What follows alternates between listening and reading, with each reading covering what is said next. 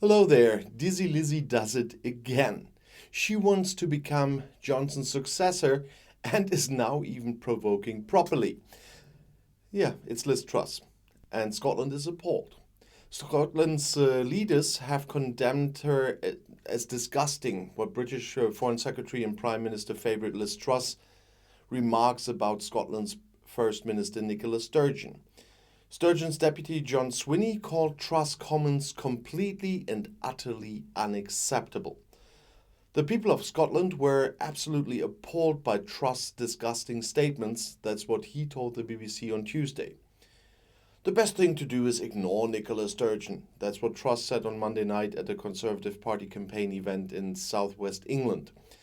Truss accused the Scottish First Minister of being attractive with her calls for Scottish independence. And Swinney said, Nicola Sturgeon has much more democratic legitimacy than Liz Truss would have if she were Prime Minister. He was referring to the fact that only a fraction of the electorate, namely the approximately 200,000 members of the Conservative Party, are allowed to decide on the new Conservative Party leadership and thus on the office of Prime Minister. Sturgeon's Scottish National Party, the SNP, is pushing for a second referendum on Scottish independence in October 2023. When asked if she would overturn former British Prime Minister Boris Johnson's opposition, Truss said, no, no, no. So, very democratic, that woman. Whether the tricky problem of Scottish nationalism can be solved with such an ostrich policy?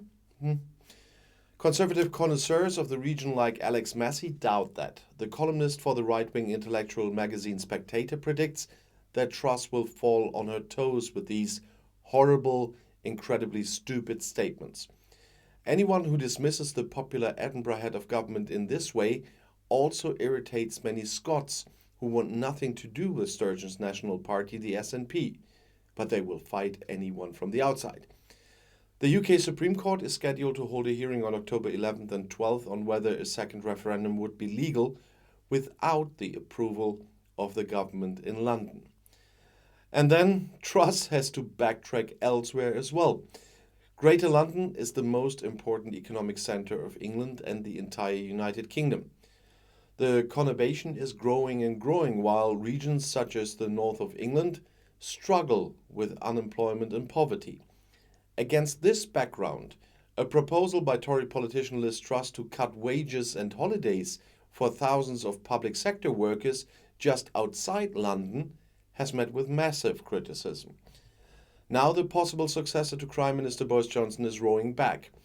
A spokeswoman for her election campaign on Tuesday complained of willful misrepresentation and announced that salaries and working conditions would remain the same.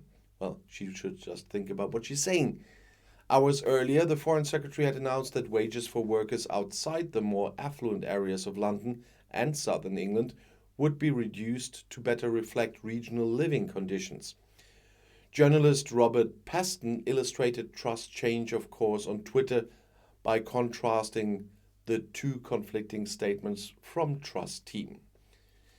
According to the German news agency, Truss initially stated that she also wanted to reduce the number of vacation days from 27 to 25 and cut leave for union work and positions for discrimination officers. A total of £11 billion should be saved by this. Experts pointed out that the cuts are likely to affect such groups as nurses and teachers in particular. Unions announced tough resistance.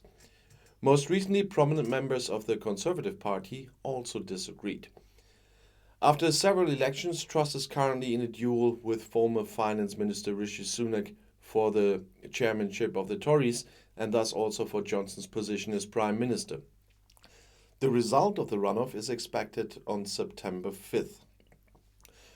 When one regional representative after another spoke up with criticism, Truss quickly announced the U-turn. That was not what was meant. It was suddenly said on Tuesday afternoon, as I said.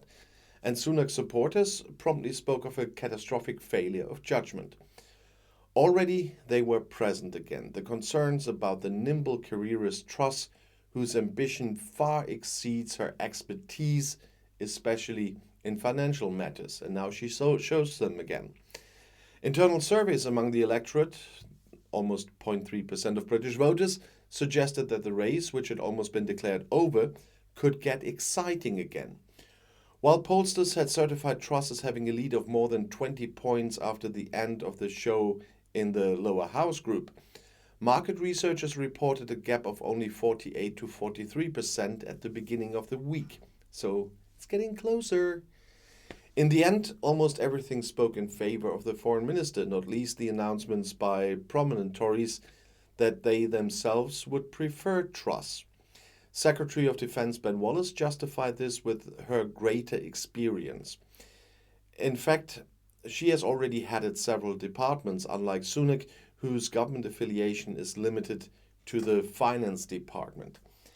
But the fact that Liberal Conservative Tom Tugend had dubbed the hard-right candidate as a bearer of hope, as did Secretary of State for Commerce Penny Mordaunt, that made London observers smile, as former rivals probably wanted to assert their future claim to nice government posts, so you can buy them all. Sunak also fights venomous attacks from Johnson's minions. Like the deceased himself, just putting it like that, they attribute the impending end of his term of office neither to the endless corona parties in Downing Street nor the incompetence of the former newspaper columnist. Rather, there was a long-prepared palace coup led by the unfaithful Sunak.